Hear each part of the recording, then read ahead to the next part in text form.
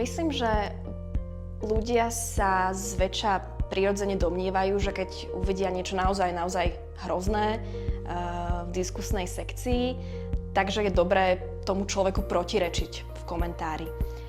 Ono to ale niekedy nemá práve ten pozitívny efekt, lebo týmto sa podporí ten algoritmus a to video alebo ten post, pod ktorým je takáto diskusia, sa dostane k viac a viacej ľuďom.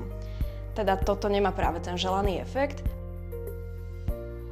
Lepším spôsobom je ten nenávistný prejav skôr nahlásiť, keďže ale vidíme, že tá úspešnosť nahlasovania je stále nízka a platformy nereagujú tak, ako by mali, tak je možnosť poslať to organizácii, ktorá sa tomu venuje a ktorá má už aj nejaký komunikačný kanál s tou platformou a vie to nejako posunúť ďalej. Na Slovensku je to napríklad organizácia DigiQ.